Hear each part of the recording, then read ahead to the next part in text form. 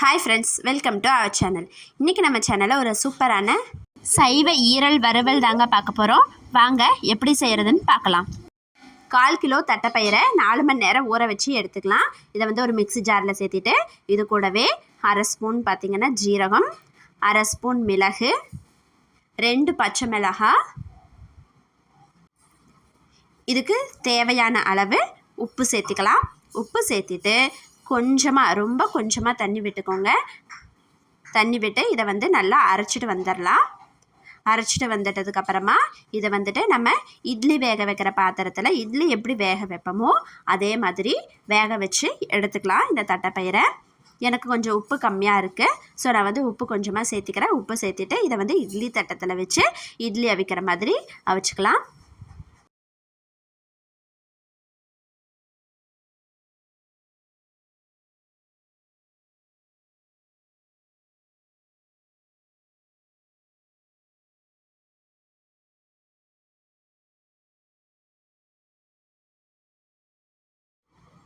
பாருங்கள், நல்லா வெந்து வந்துருச்சு. இது மாதிரியே நீங்களும் எடுத்து வச்சுக்கோங்க.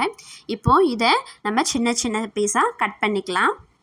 சின்ன சின்ன பீஸாக கட் பண்ணிவிட்டு இதை ஓரமாக எடுத்து வச்சுக்கலாம்.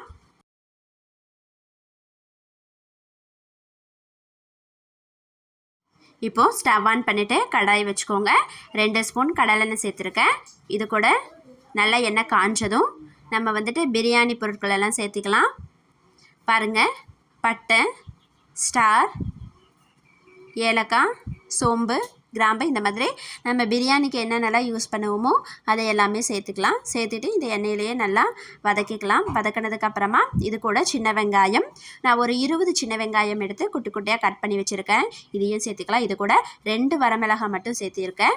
கொஞ்சமாக கருவேப்பிலை சேர்த்துட்டு இந்த எண்ணெயிலேயே நல்லா வதக்கிக்கலாம். இது கூட கொஞ்சமாக இஞ்சி பூண்டு விழுது சேர்த்துக்கலாம். இஞ்சி பூண்டு விழுதையும் சேர்த்துட்டு இந்த எண்ணெயிலேயே நல்லா வதக்கிக்கோங்க.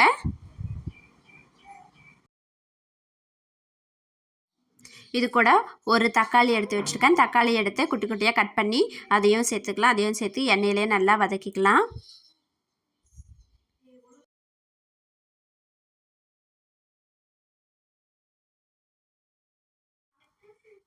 வெங்காயம் தக்காளி எல்லாம் நல்லா எண்ணெயிலே வதங்கி வந்துருச்சு.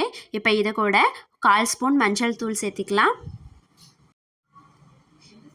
இது கூட 1/4 ஸ்பூன் மஞ்சள் தூள், 1/4 ஸ்பூன் மட்டன் மசாலா, 1 ஸ்பூன் கொத்தமல்லி தூள் சேர்த்துட்டு நல்லா வதக்கிக்கலாம்.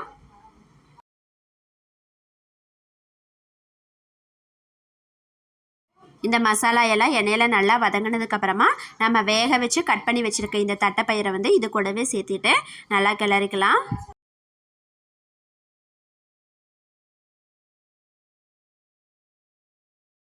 இப்போ கொஞ்சமாக உப்பு சேர்த்திக்கலாம்.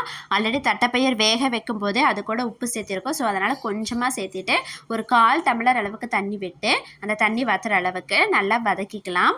வதக்கினதுக்கப்புறமா மிளகுத்தூள் சேர்த்திக்கலாம். மிளகுத்தூள் சேர்த்திட்டு கொத்தமல்லி தூவி இறக்குனா சைவ ஈரல் வறுவல் ரெடி ஆயிடுச்சு. நீங்களும் இது மாதிரி ட்ரை பண்ணி பாருங்கள், டேஸ்டியாக இருக்கும். நம்ம சாய்க்குட்டி பிரபா யூடியூப் சேனலை மறக்காமல் சப்ஸ்கிரைப் பண்ணிடுங்க, லைக் பண்ணிடுங்க. தேங்க்யூ.